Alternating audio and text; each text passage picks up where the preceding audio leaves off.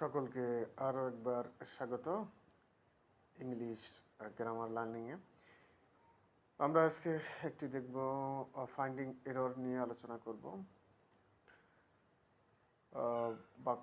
একটি বাক্য দেওয়া আছে, there were so much people trying to leave the burning building.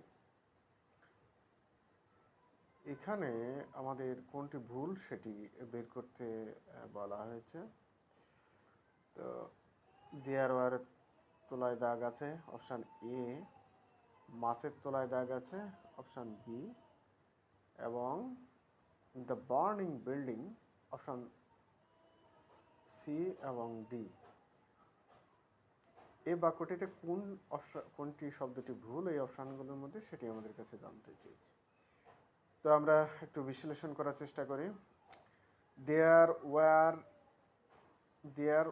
সেখানে ওয়ার দেয়ারের পরে আসলে ভার্বটি সিঙ্গুলার হবে না প্লুরাল হবে, তারপরের সাবজেক্ট অনুযায়ী নির্ধারিত হয়।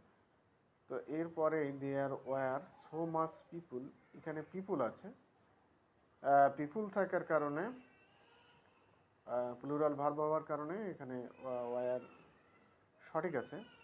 প্লুরাল সাবজেক্ট হওয়ার কারণে ওয়ার প্লুরাল ভার্বই হবে, যে কারণে দেয়ারের পরে ওয়ার বলবে, এটা সঠিক আছে। এরপরে আছে দেখুন সো মাচ অপশান বি।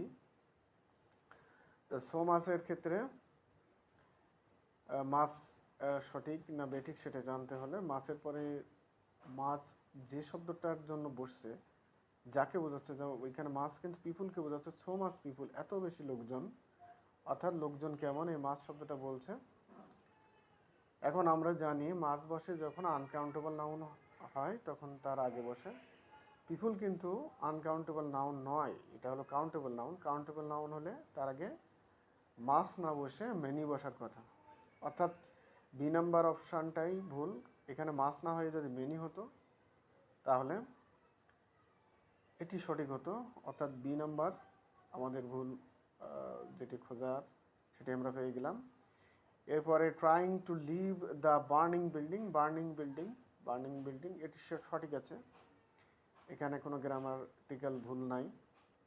তাহলে বেসিক নিয়ম হলো কাউন্টেবল নাউনের আগে মেনি এবং আনকাউন্টেবল নাউন যা গণনা করা যায় না তার আগে মাছ বলবে। কিন্তু এখানে পিপুল কাউন্টেবল নাউন হওয়ার কারণেও এখানে মেনি হওয়ার কথা, কিন্তু বসেছে মাছ। সকলকে ধন্যবাদ। লাইক ফলো শেয়ার করে রাখবেন আরও জানার জন্য।